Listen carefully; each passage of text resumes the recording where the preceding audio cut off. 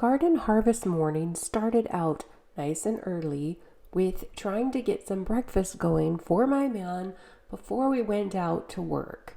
We had a frost warning, a heavy cold front was moving in, and we had to get things done out in the garden. Breakfast is important to us, one of our most important meals of the day, and so I was whipping up some German pancakes, or some people call them Dutch babies, for my man. Some eggs, some flour, milk, and butter. This is an easy meal that I could whip up, pop in the oven, and let it cook while we went out and started pulling some of our potato harvest. The batter goes in a preheated glass pan. It pops in the oven, and then I set my timer so that I would know when it was ready, when we needed to come back in and pull it out.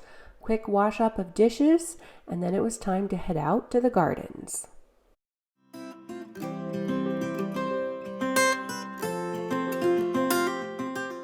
Every year we grow a lot of potatoes. There's something I don't actually love buying from the grocery store, the flavor, and then as well all the sprays that potatoes are treated with. I like to just plop our own in the ground. They're easy to grow.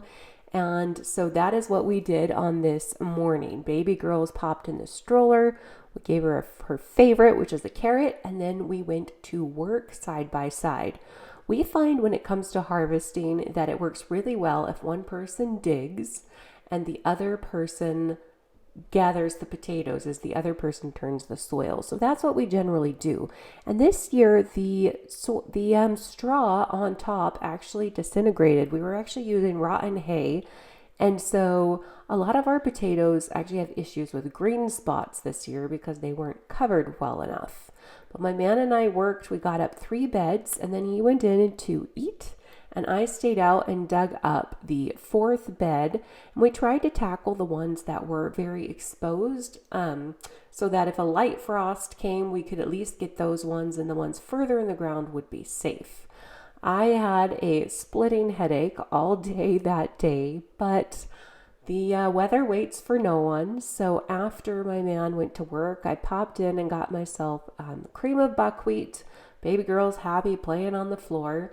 And while my cream of buckwheat was cooking, I did up the flour, got it in jars, and popped it into the freezer from when I made the German pancakes. This keeps your flour fresh for longer.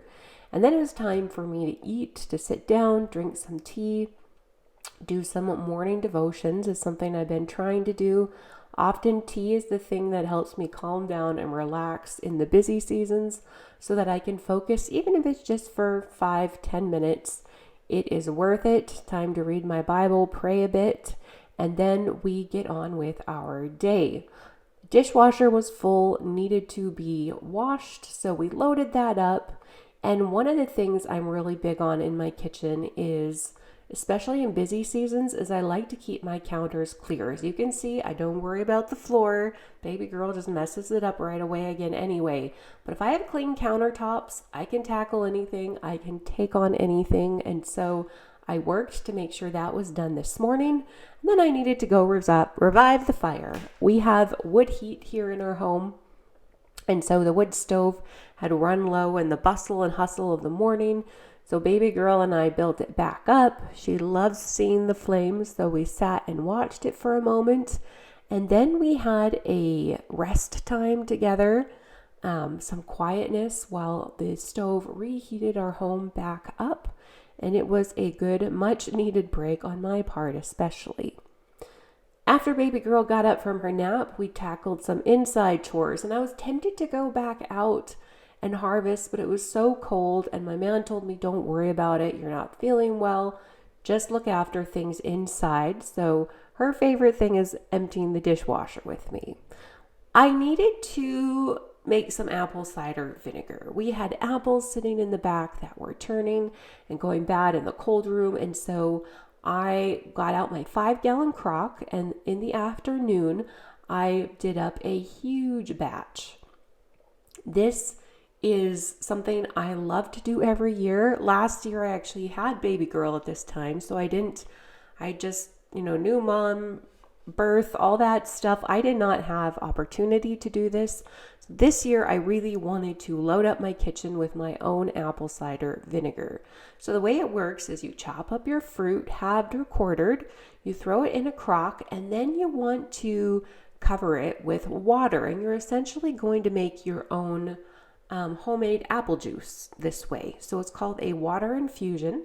So you cover your apples with water and let it sit, and it will leach the juices out of the apples, and you will have a juice you can then ferment into apple cider vinegar. So it's very important that the fruit is submerged. So here I am testing things. I've got a plate on top of the apples and a weight.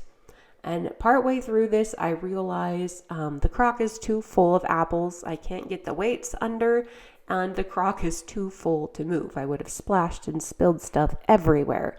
So a bunch of the apples have to come out. You can tell it's been a year since I have done this.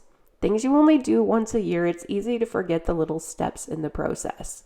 So apples out, I can put that plate and that weight back on and keep the apples submerged. This is one of the keys to avoiding mold.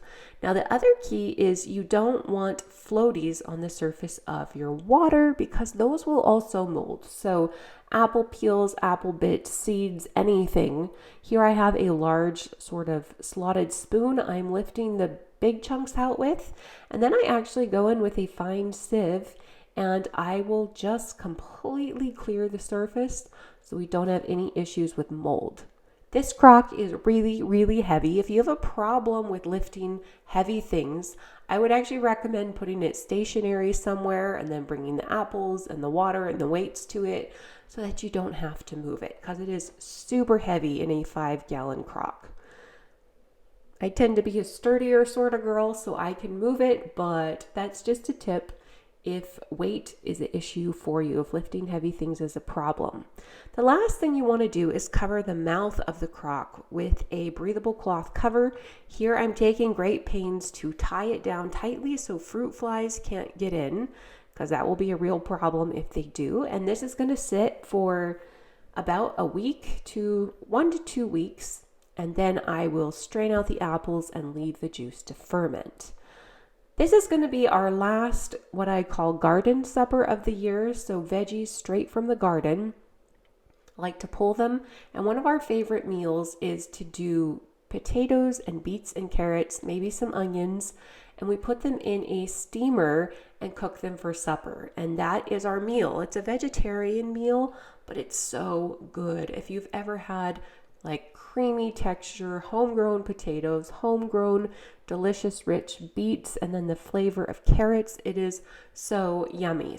And I knew this was a meal that I could pop on. It takes about an hour and a half to do this much food in our steamer. So I could put it on and let it cook. When my man came home, again, we were right back out at the gardens. We actually pulled our vehicle around and let baby girl play in the warm car in the back, which she loves. And we worked. We worked all that night, all the next morning, and all the following evening to get everything in. We got a squash in, carrots, beets, parsnips, all the stuff. And then we also had curing out in the woodshed, onions and garlic that still needed to be brought in the shelter of our home. Ordinarily, when we put things up, we like to keep the mess outside. So I will trim up onions and garlic, and we'll cut off all the veggie tops outside and pack them all in dirt outside. And we will do all those things, keep the mess outside. But this year we just ran out of time. We had such a cold front coming in that we just had to haul things in. This is only a very small portion of the mess. And as you can see here, we got frost the morning after we got everything in. So we spent the next day or two after that hauling things out, packing parsnips and beets and carrots and soil, putting them back in the cold room. And it was such a good thing we got things in when we did, because the frost hit hard. But we didn't have to worry. Everything was in. I could work in the warm shelter of our home and trim up the garlic, and I could trim up the onions and clean those up. My man did the hard work of packing everything in dirt. We've spread out potatoes to cure. And if you want to learn how to do any of this, I will link all my video tutorials and blog articles down below where you can get the specifics on how to put up each type of produce because it's a really great skill to have. Hope you guys enjoyed this video. Thanks for joining me. Comments or questions can be left below. We'll see you next time.